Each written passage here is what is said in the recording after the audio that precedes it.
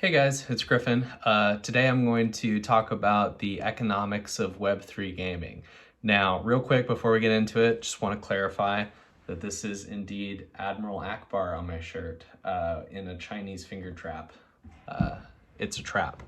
So just before your brains get a little too hyperactive down there, just wanted to point out what's actually on my shirt, just to make sure everybody's on the same page, all right? So now that we've gotten that out of the way, I just want to start with the general idea of Web3 gaming, and then we'll get into how the economics of it works so that you can understand and hopefully make an informed decision with your money and if you want to purchase any of the NFTs that they're selling. So Web3 gaming essentially is an extension of what you would consider free-to-play gaming in today's gaming world.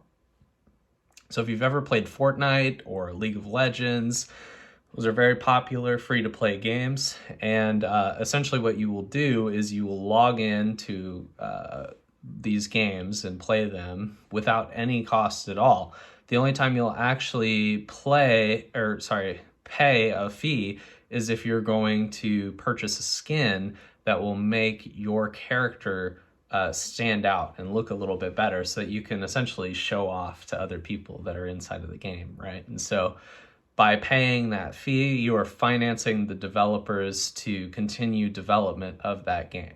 And so that's a really popular model for games that are large in scope and have enough players to support it, because you can generate quite a bit of revenue off of that, treating it as a subscription as a service, or you could even treat it as a one-time subscription fee, however the game itself decides to treat these purchases in their model. They can make them a ton of money that they can then use to continue developing the game and pay off all of their debtors or their stockholders. And so that's a really powerful model that we've seen crop up quite a bit recently, especially with really popular online multiplayer MOBAs or MMOs. And so I think the next extension of that is going to be Web3 gaming, which is essentially taking free-to-play gaming a step further. And so instead of being able to log into a game and play it for free, you're going to be able to log into a game and get money for playing it. And so your time is now worth something. And because all of these assets that encompass a Web3 gaming space are tokenized and can be distributed amongst the players, they can actually be worth something. And so player ownership means something in the space, and that can't be revoked from you, which is a really powerful trait of Web3 games that can have long-lasting effects in the off chance that something devastating happens to a community. Say a developer gets shut down for whatever reason. Another developer could technically take up that mantle and use those NFTs that existed in the game prior to establish service again, or maybe even create a new game with those same NFTs and honor that service that existed prior. And so having this player ownership means something and provides long-term value to the players of the game. And so it allows them to not only play to make a living wage without being some kind of streamer or YouTube guru that shows off the game, and it allows players to actually participate in the game economy in a way that may have otherwise been outlawed or banned before. And so a great way that I like to explain this to people, and this is really simple, and I'm sure some of you can relate to this, but I used to play a lot of League of Legends, and if I could sell my League of Legends account for 50% of what I paid for all the skins that I own, I'd do it in a heartbeat. I've paid a lot of money for League of Legends skins, and while I love League of Legends, I don't use all of those skins. And if somebody else would benefit from taking those skins and playing with them, and they would get enjoyment out of it, not only would that give me enjoyment to pass that on to them, it would give me money, and I would appreciate that. So it's a win-win for everyone, you know, when those kind of assets that are really not getting as much use as they should be are allowed to permeate in the ecosystem and find new life. And that's really powerful from not just a player perspective,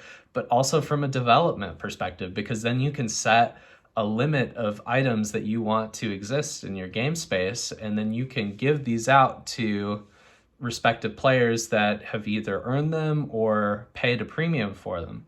And that comes with prestige, right? And so you can use this in different ways in your games. Maybe the first person to slay a powerful dragon in your game gets a really powerful dragon sword, and then they can show that off to everybody, right? And maybe that's worth $1,000 in their eyes. And so he can go and sell that for $1,000 and make a living wage on your video game, or maybe he could keep it and eventually use it to slay more dragons and continue to garner wages, or et cetera, right? And so you can see how this idea of player ownership in a video game can actually be a really empowering object.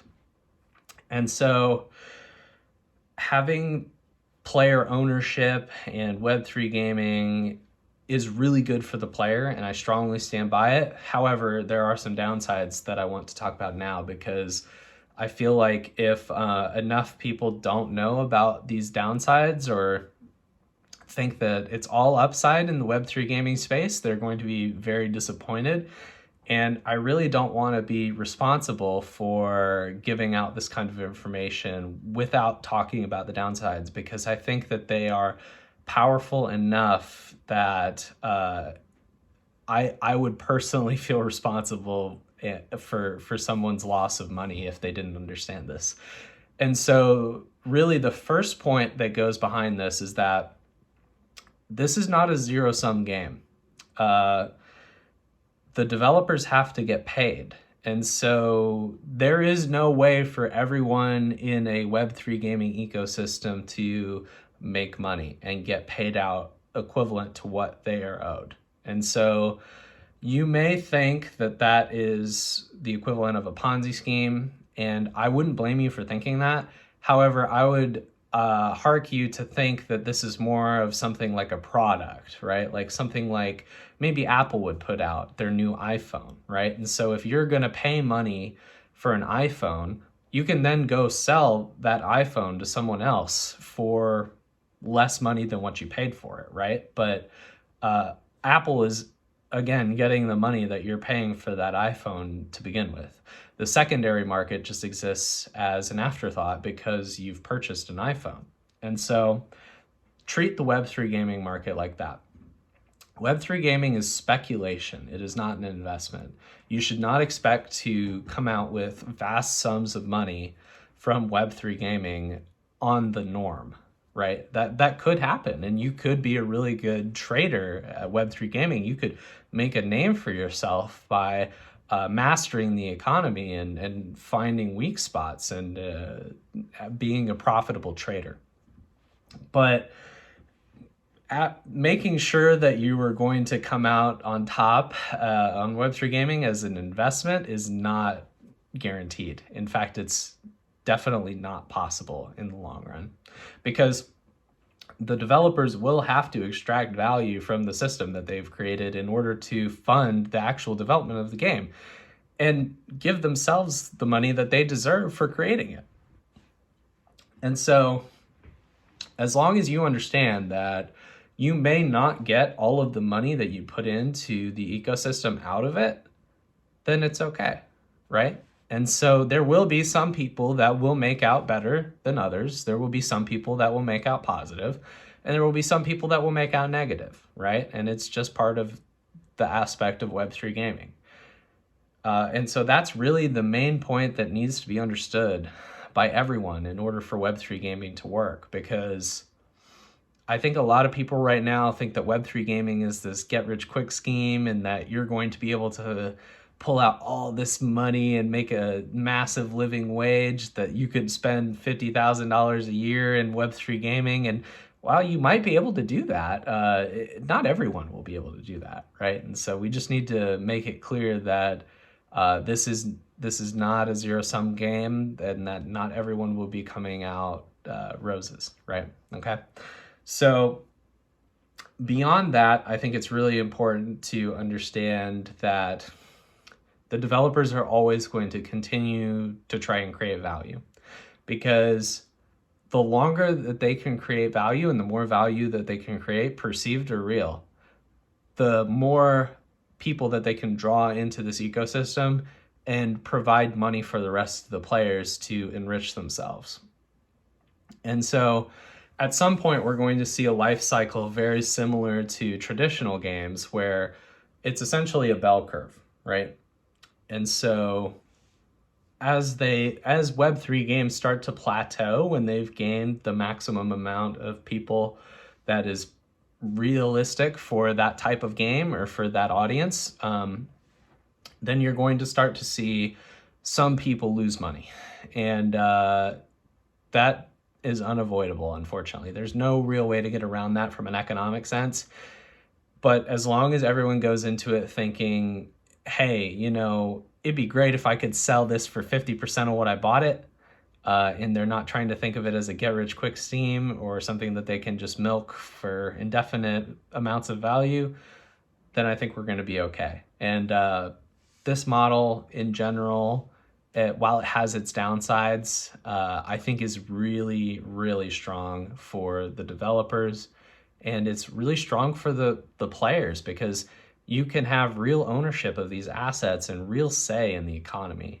And that's something that, while it may have existed in MMOs like EverQuest and WoW, on like black markets where you could sell your account or sell gold or things like that, never really existed in a way where the developers couldn't take it away from you or ban you if you had done something wrong.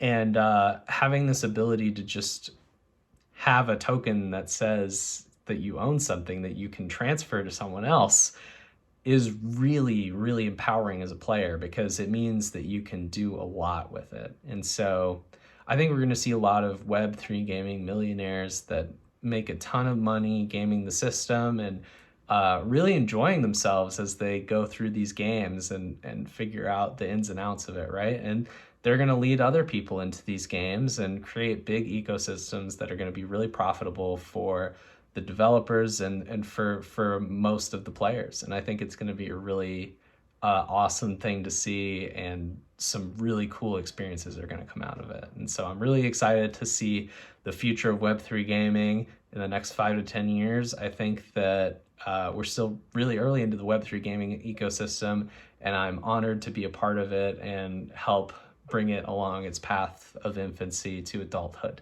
And so that's all I have for you today. If you guys enjoyed this content, please leave a like and comment below if you'd like to see more Web3 gaming content. I'm going to talk about some of the Web3 games that I find really fascinating up next. And you can check out my blog linked in the description below if you'd like to learn more. All right, that's all I have for you. Hope you have a good day.